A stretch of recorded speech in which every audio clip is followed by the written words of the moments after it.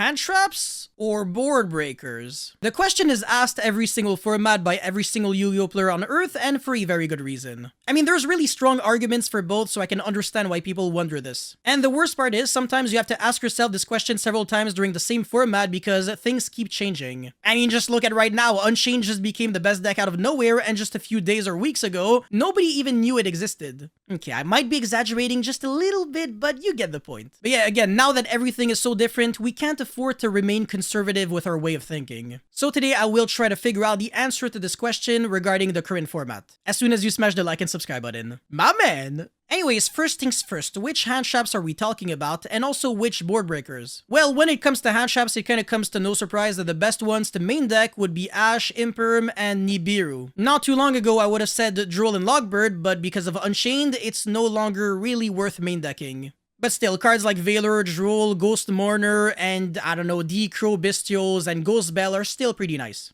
And then for the good board breakers, we're typically always talking about the same ones, so Dark Ruler, Evenly, Book of Moon, Book of Eclipse, etc. But some board breakers that are extremely good right now would be monster stealing cards like Triple Tactic Talons, Change of Heart, Mind Control, Enemy Controller, etc. So the pattern for hand traps is that they're really good when they get to negate monster effects, or just anything in general, and even blow out your opponent's full board. And then board breakers are only really good if they can negate everything, or flip everything face down, or steal monsters. Cards like Regeki and Dark Hole are obviously not good right now because they do absolutely nothing against Unchained. They can still be good in the side deck, but they're not really going to be fantastic against Purely either. But when it comes to utility, they're completely different. Hand traps have the flexibility of being utilizable on both players' turn, including your opponent's first turn, which is a good way of stopping your opponent from setting up. Whereas board breakers, on the other hand, sometimes they're quickly spell cards, so they're not too bad, but sometimes they're normal spell cards, so they're only really used when you're going second. Triple Tactic Talents and Thrust are kind of exceptions because if you're getting a hand trap on turn 1, you can still get advantage off of them. And that is actually one of the main appeals to play these cards. But yeah, board breakers are really nice because you can draw them for turn and they retain utility. Whereas hand traps, on the other hand, you kind of need them in your opening 5, which is kind of annoying. But having to use board breakers on your own turn means you're also kind of playing into floodgates. Like, it doesn't matter if you have Dark Ruler if your opponent uses something like a Gozen Match or a Rivalry to shut down your entire plays. And sometimes you can't even use them because your opponent has anti-spell. And unfortunately, this card is in every one-side deck at the moment, which is really frustrating if you're playing a lot of normal spells. Fortunately, Book of Eclipse and Book of Moon play around that, and they're really good. Now, there is something worth mentioning here. So an efficient strategy consists of main decking Triple Tactic Talents and Thrust, but side deck them out when you're going second on game 2 and 3. That way, they're always live on game 1, and game 2 and game 3, you minimize the amount of normal spells that play into anti-spell. You can replace them with hand traps, and that way they actually have more impact. Because if your opponent bricks, or you make your opponent brick with hand traps and all he really has is anti-spell, it might actually hurt him. So with a good side deck plan, you shouldn't be too afraid of this drawback. But with hand traps, you will be encountering a lot of problems really often. Some of them are completely dead against certain matchups, so Droll and Logbird and Nibiru against trap decks, for example. You could choose to play them in a small amount or only play the generic ones, but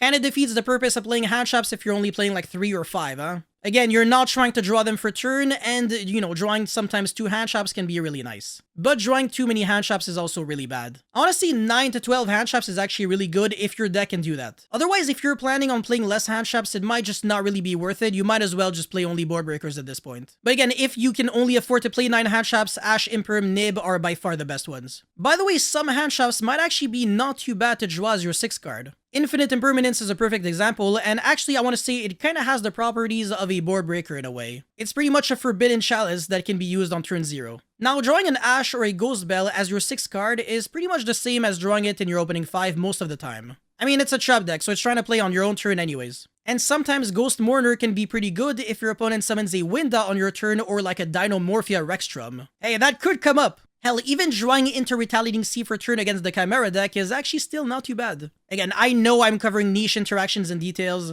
but they matter the most when we are trying to be meticulous about the situation. If you are capable of using your hand traps as something more than just using them to prevent your opponent from establishing a turn 1, you will be fine. Clearly, there are pros and cons to everything in this game. And otherwise, everybody would have figured out the perfect strategy and everybody would be playing it, meaning that it would no longer be perfect. But if I had to give specific pointers here, it would have to be the following. The only hand traps typically worth main decking at the moment would be Ash, Imperm, Nibiru, and mix in some board breakers like Triple Tactic Talons, Book of Moon, or Book of Eclipse. Any configuration of them and you should be fine. If you can fit in maybe space for 15 utility cards in your deck, you're definitely good to go. And by utility, I'm not specifically talking about either hand traps or board breakers. It could be pretty much anything else, like maybe even Call by the Grave. But yeah, that way you will be able to cover a little bit more ground since you'll be fine on going first and going second. I don't really recommend going all in on either hand traps or board breakers at the current moment at least. But you can always be smart and kind of do a conversion tactic. Main deck one of them and then side into the other. You can definitely catch a lot of people off guard with this strategy. But yeah, sometimes main decking billions of hand traps is the way to go, for example in tier 0 formats. And then sometimes in weaker formats, hand traps might be completely garbage, so you might as well just play a lot of board breakers. But then again, Unchained dodges most hand traps and most board breakers, so you really have to tailor your deck building to beat them. Oh, and by the way, while you're doing all of that, you also have to take into consideration consistency.